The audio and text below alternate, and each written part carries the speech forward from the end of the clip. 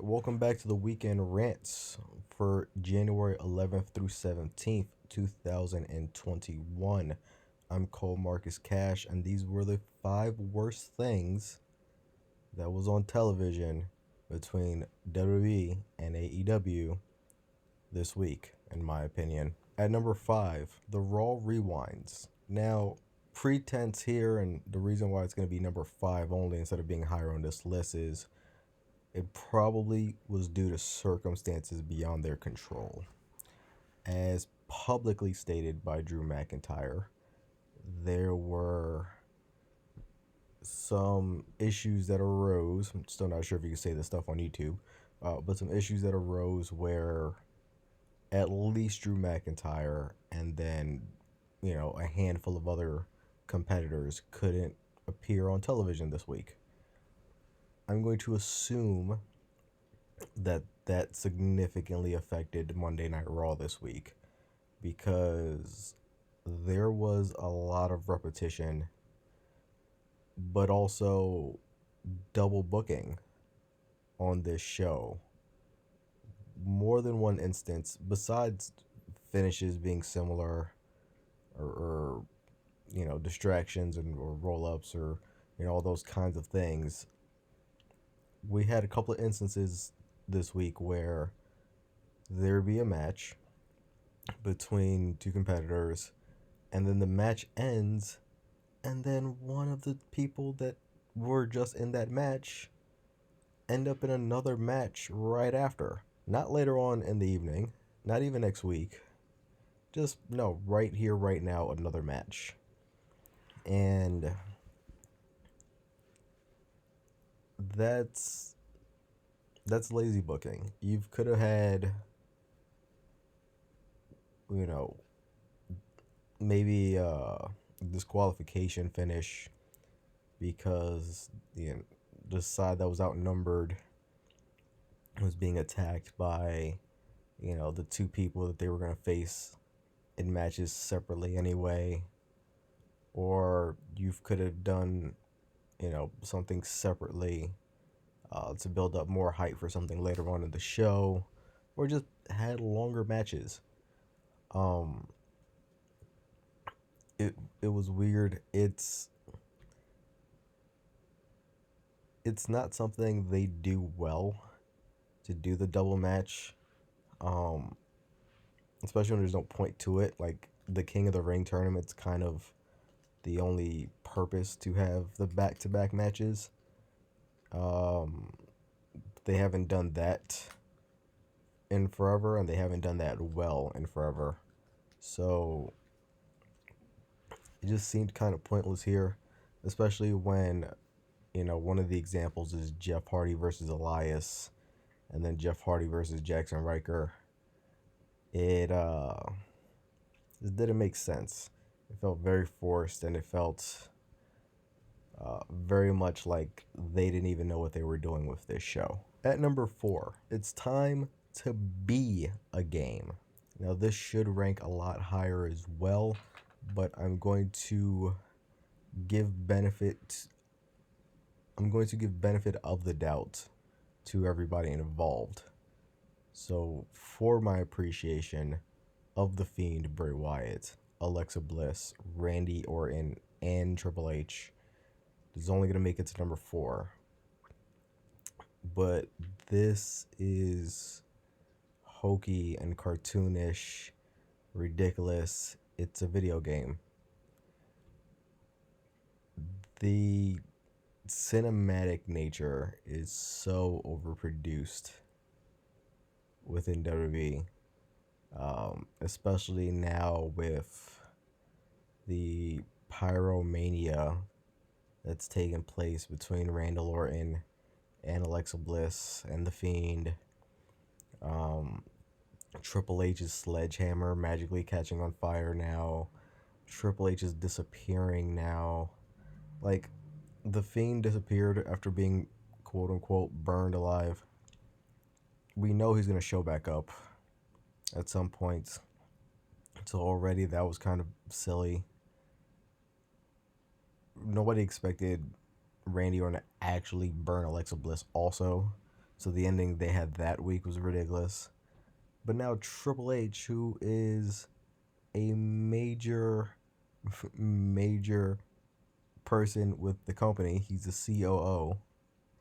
He's going to show back up on television, probably sooner rather than later, especially considering we're gearing up towards Mania season. And you've had him disappear. What possible explanation could you give to Triple H vanishing into thin air? There's no way for it to make sense. It's going to be bad. And it's a shame because this is awful writing for four pretty entertaining people in the company. At number 3, Smackdown's women's randomness. So, again, I'm going to preface this here. I'm a fan of Liv Morgan. I can appreciate Ruby Riott. I'm a complete mark for Billie Kay. If I never saw Tamina again, it'd be too soon. And I don't understand why we're having Natalya pick up wins. Natalya has been around forever. Whenever you feel like giving her title shots, you can just give her a title shot. She doesn't lose anything by losing and putting over other talent, but she also gains even less by defeating people who need the people who need these wins. So, regardless of the storyline being that Billie Kay is a goof and she's constantly getting in her own way and anyone she tries to align herself with, and her costing Liv Morgan a match by accident, it doesn't need to be Liv Morgan beating to Natalya in 2021.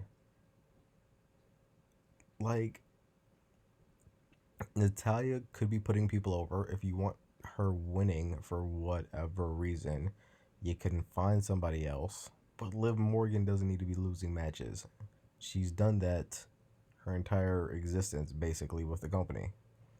Liv Morgan and Ruby Riott were just picking up a whole bunch of wins as a tag team, trying to get another shot at the tag team championships that they don't deserve, to be frank, but they were gearing up for that.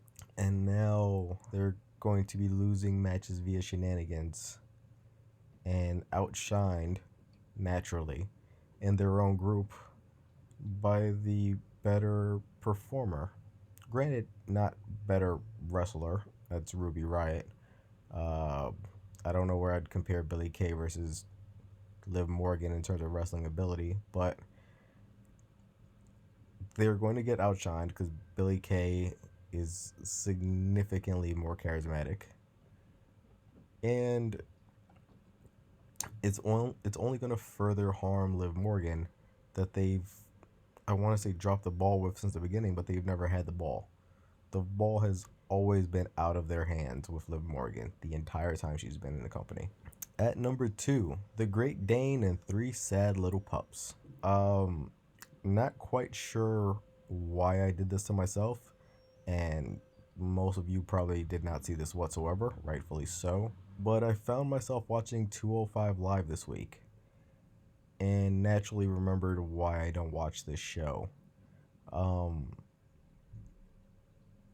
It's a show for cruiserweights, hence the name 205. Everybody's supposed to be 205 pounds or less. Now, the show starts off fair enough. You have Legado del Fantasma,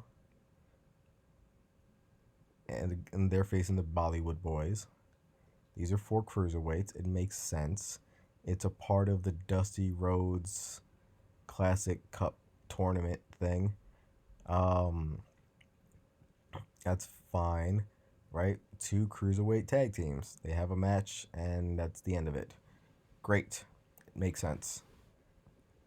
But then you have a tag team match of Austin Gray and Kurt Stallion. Not 100% on both of those names, but I believe that's what they were.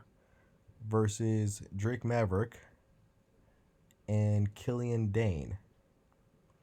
Now, Drake Maverick's obviously significantly under 205, and he's a super cruiserweight here. I believe they're billing Kurt Stallion as a cruiserweight. I'm not 100% sure on Austin Gray. He looks like he's probably a cruiserweight. But Killian Dane is most definitely not a cruiserweight. Killian Dane's probably the size of the other three guys in this match combined, and probably heavier than that. Is Killian Dane charismatic at all, where he can be his own star?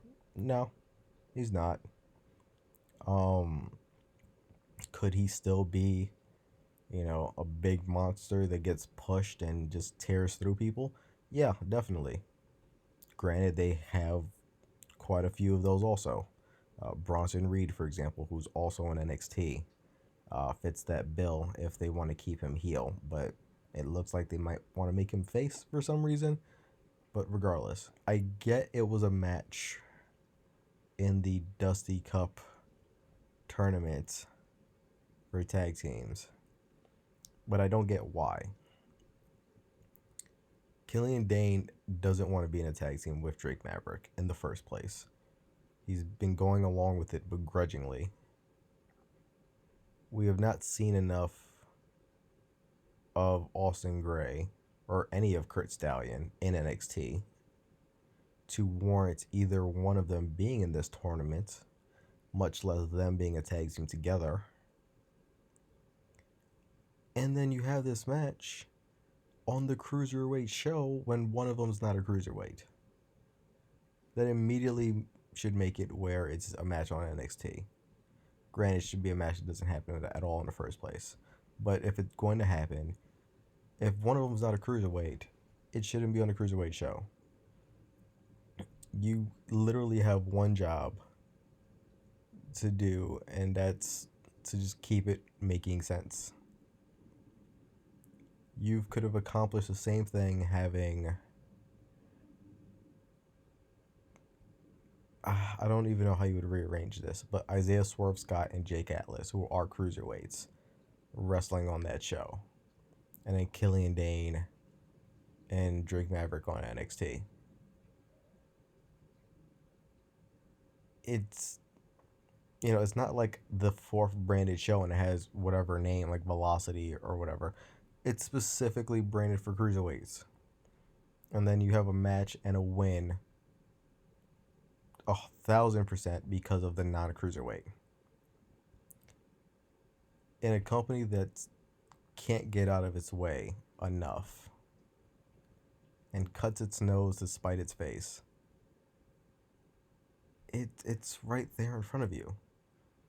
It's the easiest thing to not screw up is just keep cruiserweights and only cruiserweights on the cruiserweight show.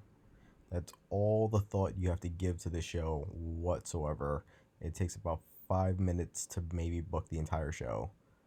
How do you still screw this up? I don't understand. And at number 1, I surprised myself this week because I thought it was going to be a Shotzi way to split time on NXT with the whole Shotzi Blackheart, Kushida, Dexter Lumis, Johnny Gargano, Austin Theory, Indy Hartwell, Candice LeRae thing that's happening. And I guess Leon Ruff also. I don't know if that's still a thing. But no. They're just an honorable mention this week. Number 1 is lacking consistency. It's Royal Rumble season. For forever, everybody has just stated that they were declaring for the Royal Rumble, and whoever the first 23 out of 30 people to declare just end up in the match. That's how it's been for forever. I can't even tell you the last time someone's had to really qualify via a match for a spot in the Battle Royal that is the Royal Rumble.